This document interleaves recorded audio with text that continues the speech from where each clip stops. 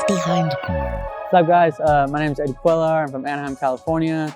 28 years old, and I've been riding for roughly about 15 to 16 years now. And this is my BMX story with Life Behind Grips.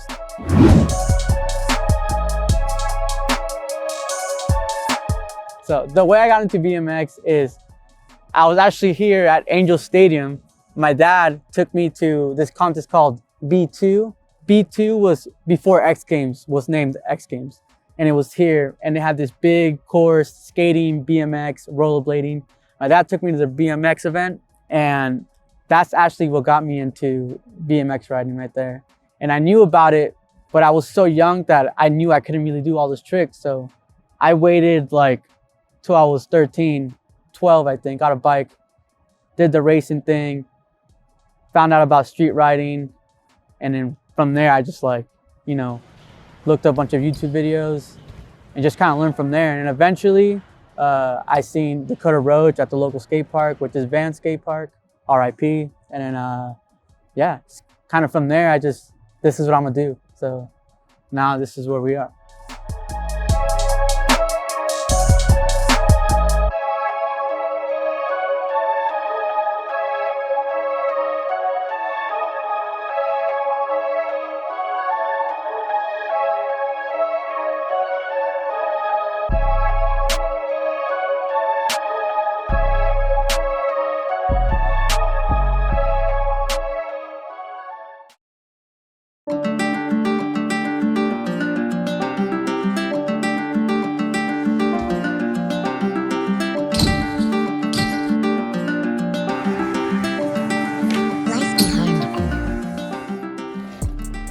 So the thing that really made me want to do this is the freedom. You know, there's really no coach. Sounds cliche, everyone probably says that, but that is true. There really is no coach. So it's not like soccer, you know, you don't have anyone telling you what to do, whatever. And yeah, I just like the freedom of it, the part where you can just go outside, ride anything, you know, a wall, bank, rail, really seriously anything. So it's just like, that's the factor that got me a lot into riding, and also the traveling aspect of it.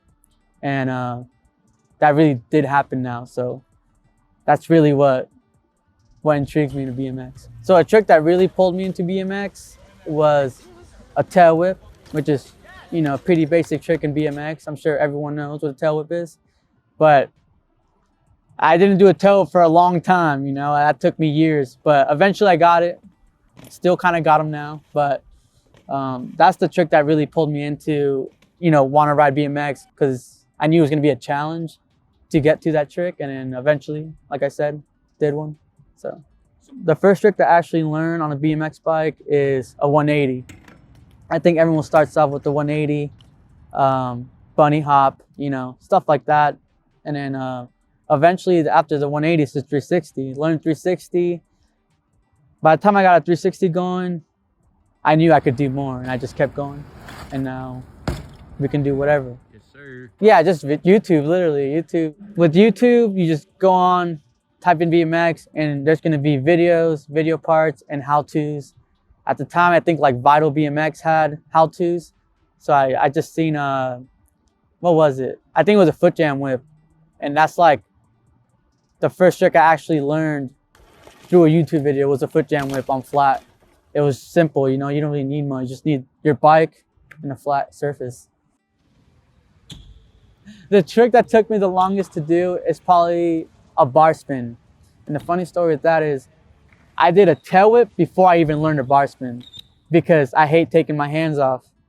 It's just a scary feeling when you take your hands off. So I've done tuck no handers, but they still scare me to this day. Anything with hands off, I'm scared of. So that's why I don't really do bar spins. If you see my riding, it's very rare. A tail whip came faster than a bar spin. Be surprised. Bar spin took me probably about like 5 years until I was fully like, I can, you know, do whatever trick I want. But the bar spin was always in the back of my head. And then one day I was just doing them fakie. One of my homies told me to do it fakie. And it's like, nah, that's even scarier. But I tried it, and it's actually way easier because your bike's already dropped down on the bank. So all you have to do is throw the bar, and it's guaranteed you won't hit your knees or anything. Because when I did them flat, I would hit my knees. So So I learned them faking, and eventually I just started doing them on flat, you know. You want to learn bar spins, find a bank and just throw a bar fakie. It's easier, trust me. And I'm not the only one that says that. There's a bunch of people that say it's easier fakie. My favorite trick is gonna be, I have two, so I'm gonna say two. I have tabletop and a 360. If I have any tricks that I'm comfortable with, down a drop, stair set, it's gonna be a 360. And when it comes to a hip or some sort of transition, a tabletop. Those are my top favorite tricks right there. It's tabletop, 360.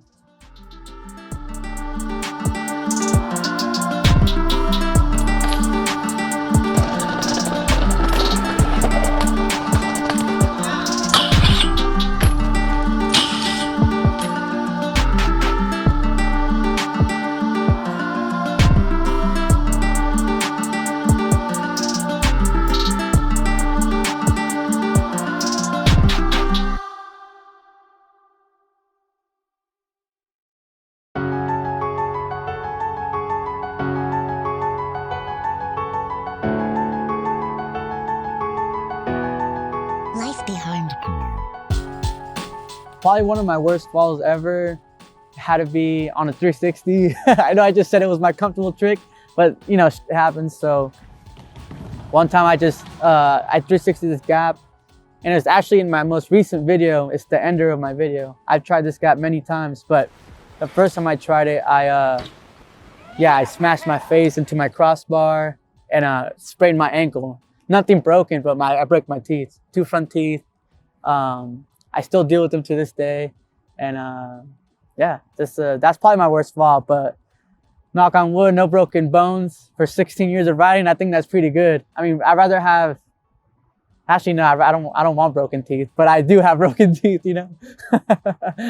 But yeah, that's probably the worst because dealing with teeth suck, you know, and it's expensive. So you can go fix it, you can wait, and then I did it right away at that time, but I definitely don't want that to happen to me right now. That's for sure. Oh yes, it did. So here's the deal. So that fall, I had to ride back home with a sprained ankle and smashed teeth, and it was a cold day, I remember. And I was riding back, so the wind is going through my teeth that are broken and it's so sensitive. Yeah, it hurt. It hurt real bad. That's for sure. So yeah, when I ride my bike nowadays versus 16 years when I started riding, it's definitely a lot more of a process because I'm a lot older now. So, you know, I have to, this sounds so old, but it's just like you have to stretch, or, you know, you have to, you know, just really just take care of your body. Because if you want to ride for longer than, you know, 20 or 21, I'm in 28. So, you know, I started, you know, focusing on what I need to eat, and it really does help. Like if you do some exercises other than riding, that helps a lot too, because you want to build some muscle and stuff like that. Sounds very weird to say. I'm not really the fitness guy here, but you do need that once you're past the age of 23. So versus then, it was more like get on your bike and just ride. Don't even think of stretching or, you know, anything. I wouldn't even drink water when I was young. I would just ride and then drink water at the end. Now I just like got my water, I got this, you know, my stretches. But no, now I love it even more. Like the fact that I'm doing it at 28, I thought I was gonna stop riding. Like when I was in high school and I graduated, I told myself like, oh, I'm probably gonna stop riding because I have to get a job and this and that. But no, now I love it even more because I can do a lot more, you know. So when a trick comes up that's challenging, either if it's I'm filming for a video part or just doing a trick for Instagram, if it's a trick for Instagram, I usually just give up because it's Instagram. You know what I mean? You don't really gotta take that serious. But if it's for a video part, I try to keep going until my body can't. When my body tells me I can't no more, then that's when I'm done. But sometimes if you push through, the trick will happen and then you're satisfied and tired.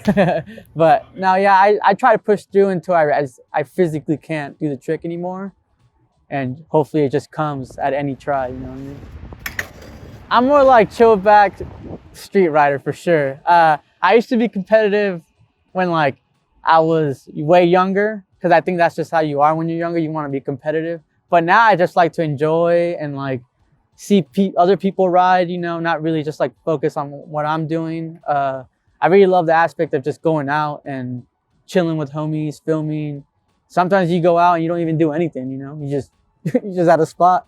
And but yeah, just mostly a laid back kind of rider, I guess. But street riding is the move, that's for sure. I definitely love street. Get to see a bunch of crazy people, meet crazy people, see crazy things, and just go out and look for spots. You know, that's the best part about it. I'm kind of a nerd when it comes to spots. I actually just broke my phone, so I would flex my spot pin that I had, but it's no longer alive. I have to restart.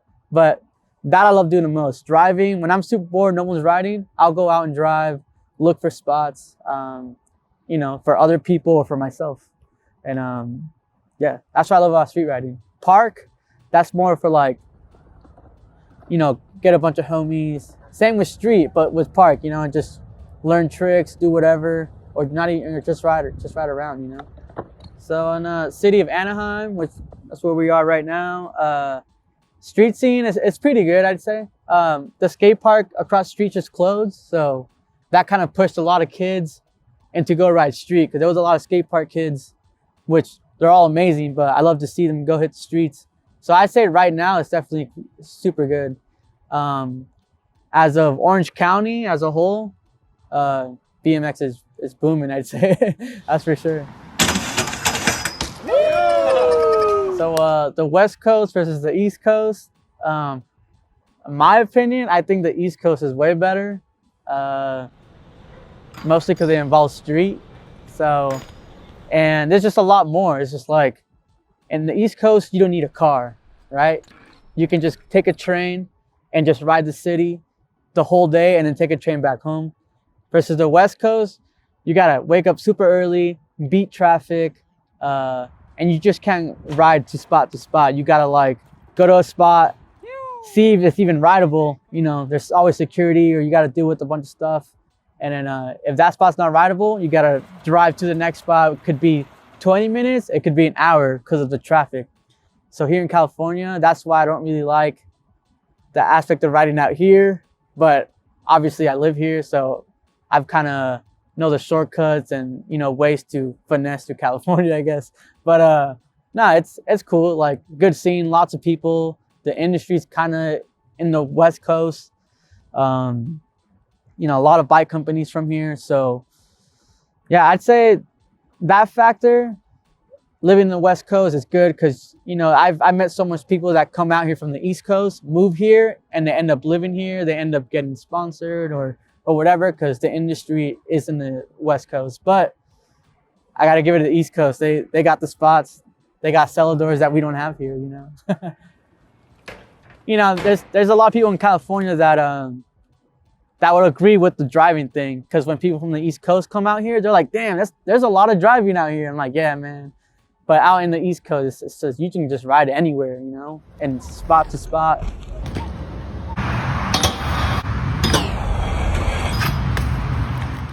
So usually when I go on ride, I always, you know, tap in on the homies, see who can ride, see who's available. If no one's available, I'll go out and ride by myself. I usually like have some certain areas I like to hit, and you know, street spots that are my favorite around here. And but when the homies are available, we get the camera out, and we're usually rolling with like 10 people.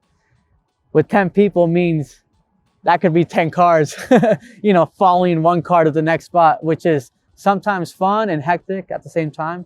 But I'd say on the weekdays, I ride by myself because, you know, people got work on the weekdays.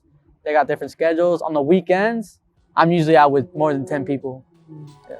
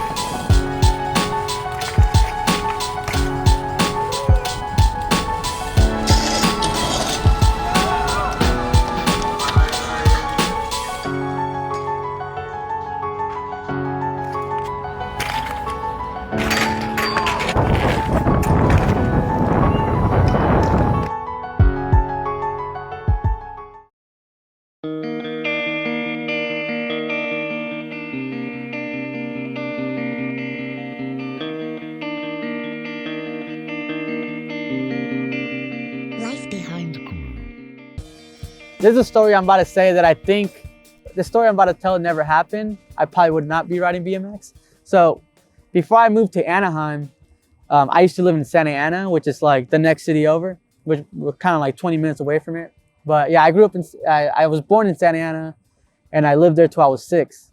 But this story I'm about to tell is basically, if this didn't happen, I would not be riding BMX. So basically, when I was 6 years old, it's when I learned to ride a bike. It's kind of late, I'd say 6 years old. I don't know. But started riding my bike around 6 years old. And I had a Batman bike and it had like a coaster brake.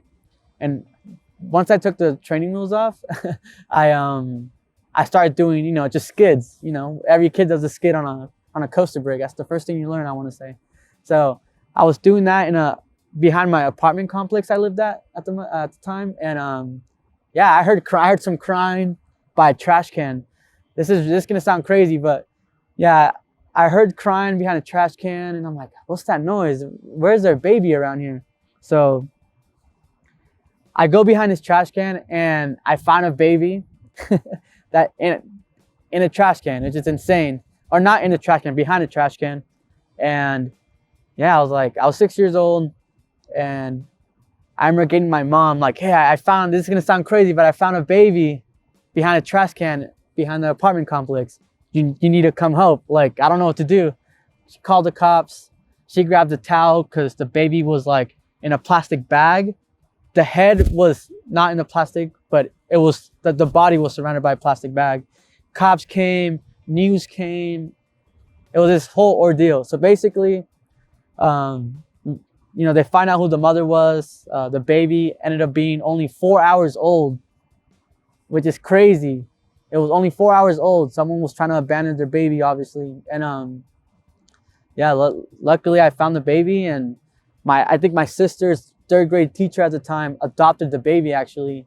So basically what I'm getting at is, if I never found that baby, I would have never moved to Anaheim, because I got reward from it. I got like 2 tickets to Knott's Berry Farm, which is like the amusement park.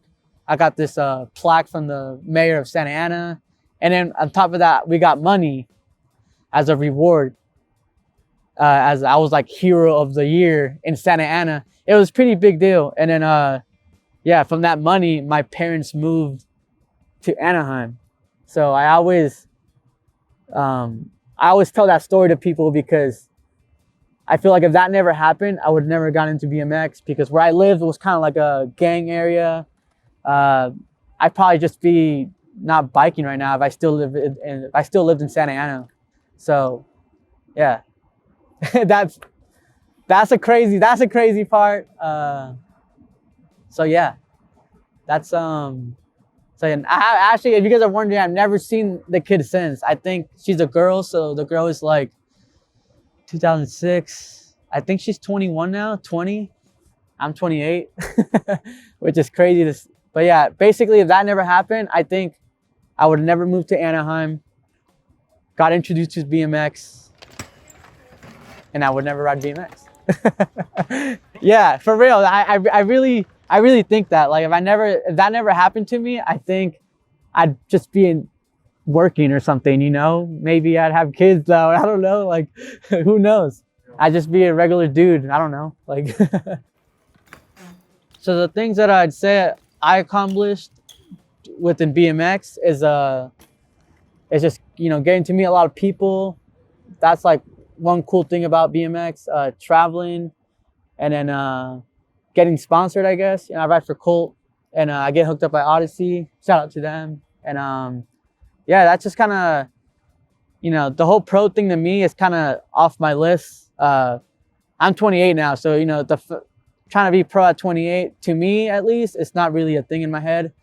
The things that I wanted to do with BMX was traveling and filming with homies and stuff, which I feel like I've done that.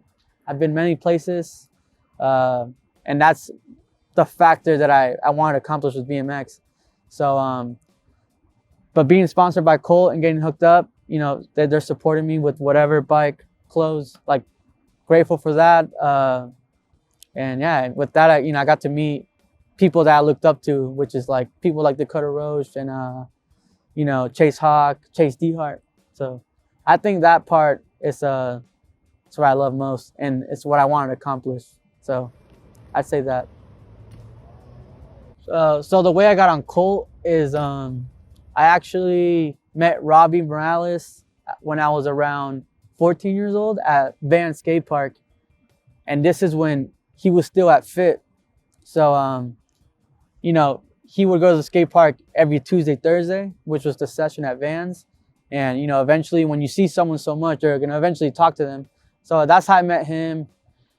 He always hooked me up, like, you know, discount price for years. I'm talking like 5 years of paying for parts, which is fine because I wasn't paying full price, and I'm totally cool with that. And eventually I got older, and then in 2014 I was 21, and I went on my first road trip, or not road trip. I went on my first trip. I flew out first time on a plane at 21, and I went to Texas, Austin, Texas for Odyssey's Texas Toast. Crazy event that happened in Texas for like 3 years, I think. But I happened to go to the last one, and Robbie saw me there. I went to House Park, and he was kind of surprised that I was there because, you know, we live in the same area. So he's like, "Oh, you're out here? That's amazing! Like you're kind of like, you know, making it happen for yourself. That's awesome." And then that's when I really clicked with Robbie. He was like, "Yo, man, like," I remember he dapped me up and was like, "Yo, this is sick that you came out here just on yourself. Like, I respect that." And then I remember I went back home, and he was like, "Yo, like, come to the shop, you know, we'll get you right." Went there. He gave me the first frame that I did not pay for, and I was like, "Oh, damn, like, this is sick, you know, this is a cool feeling." Like, so ever since then, like, he's been hooking me up, and now we're even closer. He's taken me on trips. Like, he's let me film videos for Colt, that's currently what I'm doing now. And yeah, that's where we're at with Colt. For anyone that wants to be sponsored rider, you can treat it however you want. You can just be a sponsored rider and appreciate the support from a company, or you can be a sponsored rider, go in for that company and, like, you know, do the whole thing, go pro, do all that. Most of the time, like, to be completely honest, the pro thing is possible. I've seen it happen many times with tons of my friends, but sometimes it doesn't happen, and sometimes people quit for that reason, or they feel like, "Oh, I didn't get enough in that company." If you start thinking like that, then you're just gonna put yourself in a situation where you're not happy with your sponsor, or you're not happy with yourself. So I'd say just treat it as a sponsor, let them support you, and you know, if the pro thing happens, that happens. But yeah, I'd say just keep riding until you can. That's kind of what I'm doing. If you're sponsored too, like, don't just like think that's it. Like, "Oh, I'm sponsored, I did it." Like, no, there's a lot more to it, you know. And when you do a lot more with that sponsor, you see a lot of good results, you know. So it's you can treat it either way. Yeah, however. But traveling, I've gone many places around the U.S. I'm trying to get 50. That my goal is to hit 50 states at some point in my life, with BMX or without. And mostly it's been with BMX, so it's been cool. So I've recently I went to Swamp Fest from New York all the way to Kansas. I did that counted out a lot of states, and that I got 37 states in. So I got a couple more to go to hit 50, which will take forever, but I'll do it one day. Out of country, like Europe, I've been to Tallinn, Estonia, Barcelona like 5 times now. I've been in London 2 times, Paris, Lyon, France, and yeah, that's about it. I think for European countries. I'm trying to go, you know, to a bunch of other countries, but my most favorite trip though probably has to be in 2017, the first time I went to Barcelona. You know, I've been there 3 times before that one, and that trip I'll never forget. I still remember that. It's the back of my head. I can tell the story right now if I wanted to. But yeah, 2017 Barcelona, first year ever going out of the States. That's the best trip I've ever had, for sure. So a story from Barcelona I'd say that's like very memorable is this is gonna sound crazy, but we were chilling one time at a spot in Barcelona, very known spot, and you know, out there, people will make sandwiches on the streets. You know, they buy their meats, they buy their bread. And one of the homies, they had a butter knife.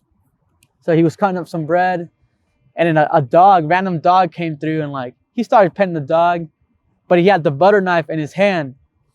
So the owner of the dog thought that my friend was trying to stab the dog, but that wasn't the case. She just saw a different image.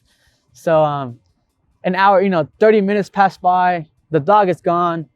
We got like 5 cops in cars just pulling up, and we're all sitting like, let's go, we're running. So we all got on our bikes, and I had too much stuff to even like move that quick. So I just stayed. Like, I think I was with Simone and Reed Stark, LaShawn Kobza. We all stayed. Oh, actually, no, Reed Stark left and LaShawn. I think I stayed with our friend Trevor and Simone.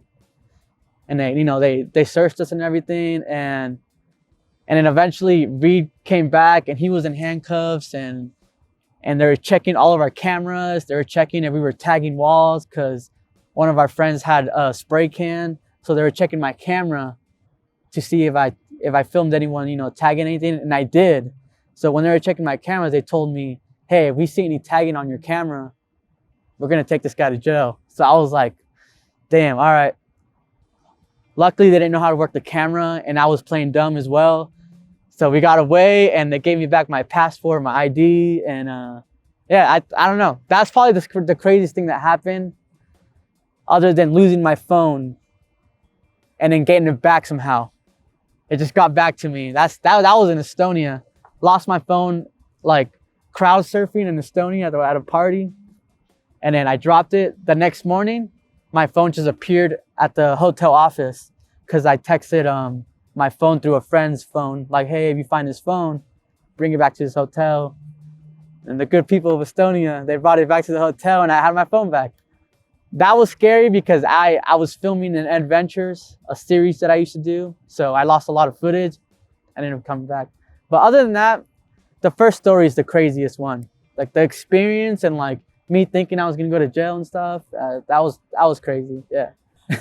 Yeah, 5 cops. It seems crazy. So behind all that other stuff that I do, that's not biking, I do have a full-time job, Monday, Friday, like everyone else. I'm an electrician. I do residential electricity stuff. And yeah, basically how I get to do all the stuff I do and work at the same time, I have a boss that understands what I'm trying to do. And he basically just lets me go anywhere at any time. I've even texted my boss, I'm going to Barcelona, while I'm in the airplane, ready to take off. And he goes, have fun. Text me when you're back. So having a boss like that really helps me do what I want to do. And for the people wondering how I do all those things, that's how. Basically, I found a job that has surprisingly has a cool boss and understands what I do. And he's all about traveling and stuff. So he gets it. He just doesn't pay me when I'm not there. And that's completely fine. So that's how I get to do all the traveling and stuff that I do. And yeah, so basically find a job with a cool boss that lets you go everywhere. And not only that, I know people myself that are pro bikers and have jobs, and they make it work. So, and it's not because they're pro, it's because they want to. You know, they're just pro on top of that. So yeah, I've been an electrician for 7 years now. Yeah. And not one time my boss has told me, hey, I'm gonna fire you or this and that. I have been fired through other jobs, but I just found that one that was the one, and yeah. So yeah, so anyone wondering, I do have a job. I do work like everyone else, so.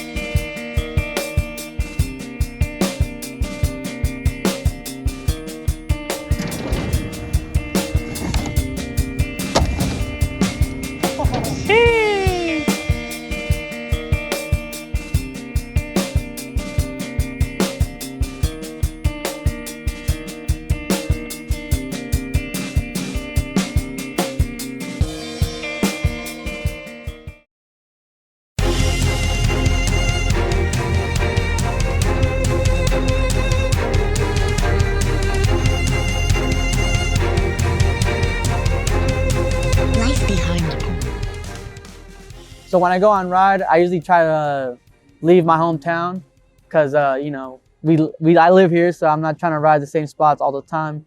So I usually go out to LA, Long Beach is the hub for BMX right now in California, I'd say. And yeah, either one of those, LA, Long Beach, or either Inland Empire, which is like Riverside, Corona, which has tons of spots. But I like going to the Inland Empire wintertime because it's colder. Summer there, it's too hot to ride. But yeah, mostly I try to stay away from my hometown on the weekends at least and go ride other stuff that I normally can't ride. I met Panza through, because he rides for Colt. So eventually he came out to California one time. And I went out with him, Vish, and I have some other people, I forget who, but Panza was there. We were in LA. And yeah, I just pulled up and we kind of knew of each other, obviously, because Cole and he does his videos. So I definitely knew of him. And yeah, we just kind of like started talking. We kind of had the same interest, super easy to get along with. So eventually he told me, hey, you should come out to New York sometime. So I did that, stayed with Panza. And then I think the first time I went out to New York, that's when I really got to know him. And yeah, now, you know, invites me on trips. We've been all around the world together. And yeah, shout out Panza, that's the dude. Oh, you good? Some people may know, I do some other sort of riding, that's on a scooter. I used to scooter a lot back in the day, and I still can do it. Sometimes I'll post it on my gram, super rare. But yeah, scooter, skating, mountain biking. That didn't last long, but yeah, mostly just biking though. That's about it, but I can still scooter. I still got some skills. I did go snowboarding in New Jersey though, American Dream, that mall. I went there and I got my ass whooped, I'll tell you that. But yeah, no snowboarding for me, that's for sure. No, it's just hard, man. It's just hard. I never done it. I think the reason I didn't like it because I fell straight to my back. Like I got the hang of it, and then I did the thing when you start spinning, which is you shouldn't be doing. I don't know why, but it was happening to me though. And once I started sliding backwards, the snow caught my board and it just slammed me to the snow, and it hurt my back. But I think if I do it again, I just have to go do it again in real snow this time, you know? The people I look up to in BMX, let's start off with that, is definitely Dakota Roach. The fact that I've ridden with him personally, been out with him, so like the way he sees spots and then all the driving he does for spots for himself and other people, like, and just his style on a bike, his trick selection, like, yeah, I think Dakota Roach definitely inspires me a lot. Other riders, I'd say like Chase Hawk used to inspire me. I'm not just saying this because they're on Colt, but those just even before that, those are people that inspired me. And then, but nowadays, like people that I love seeing riding and coming up, it's probably people like Joey Piazza. I love what he does, the way he looks at BMX. A lot of East Coast inspiration for sure. Chase Dehart, Rat Kid. Right now, I'm definitely inspired by a lot of New York riding, I'll say that.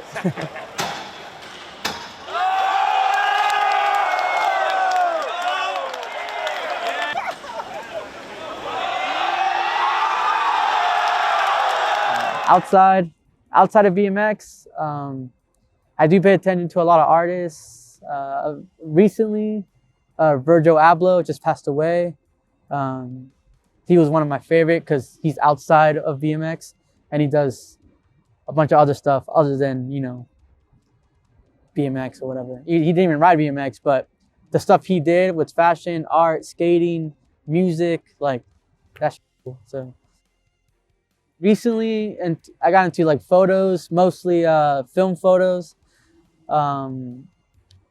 Filming has always been a thing in my mind that I know I want to do. But as of like the last 2 years, I'd say I really got into it, bought cameras, the whole deal. And, you know, like last year I filmed my first video with Devin Smiley. And then that really like put me into like, oh, I can do this. That really just like, oh, you can make a video and you can make a lot more. So I bought another camera, sold my old one, did an upgrade, and now I'm filming another video with Devin and currently filming a mixtape. The mixtape's taking a bit long, but it'll be out soon. And then the Devin video, look out for that. But yeah, filming, photography, and just, yeah, that's about it for hobbies. I'll film anyone. If anyone wants to start a project, I'll film them. Like Devin, just kind of, we did that first one. And then, you know, months later, he's like, yo, we should do another one. So yeah, I shoot with whoever really, like, but mostly with Colt, when Colt wants a filmer. Like I did a Woodward trip with Colt. I got sent down to that, did that. So yeah, anything Colt related and anything that homies want to work on, that's mostly what I'm shooting. Yeah. Current tricks that I'm learning right now, I say crank arm grind, mostly on ledges. I got them down now, but that's one new trick that I learned this year is the crank arm grind. Because at first I never thought I'd do it because I hate rails. Rails are scary to me. I've like hit 2 rails in my life. So, you know, when I seen crank arms going down, I'm like, damn, I love to learn a crank arm, but it's not going to be on a rail. But then I started doing them on larger objects like a ledge or a round rail or something. And for some reason, that's easier because you have a lot more surface to step on other than versus like a, you know, just a regular handrail. So yeah, a crank arm is what I'm learning right now. Some advice I'd give to riders that are coming up or want to get into the BMX industry, I'd say just, with nowadays, sucks to say, but Instagram is really taking over the whole video part aspect of things. Yes, I am on Instagram, but that's just part of the whole deal. Every industry is through Instagram nowadays. So I'd say Instagram, like I've seen people nowadays come up through Instagram and eventually, you know, get sponsored and then they start filming videos. But if you want to do the old school way, best way to do it is film video parts and people will respect you even more because you took the time, you took the effort to film a video part. And if you ever film a video part, you know what that's like. And that's not easy to do. So for me, I'd say, yeah, film video parts and then, yeah, just stay up on the gram, meet people that surround you with BMX, people that are in BMX, you know, don't ever think you can't ask questions. I always ask people that are in BMX questions if you're curious, because if you don't, you'll never know, you know? So yeah, just really just video parts, Instagram, and just meet a bunch of people, because meeting a bunch of people will get you a lot of places. So that's one thing, like, don't ever be scared to ask anyone anything. Like, I've seen a lot of kids be super shy and, you know, have a lot of potential, but their personality is shy. Like, don't even, you know, that's another thing. Don't be shy, like, to be around a lot of people, because in BMX you do meet a lot of people, and sometimes it could be pretty hectic to meet certain people. So I'd say just meet whoever comes around, you know, always introduce yourself to people. So I like to shout out my family, all my homies are always riding with me, doing whatever. Colt, Odyssey, and yeah, Life Behind Grip for coming out and doing this interview with me. So that's about it.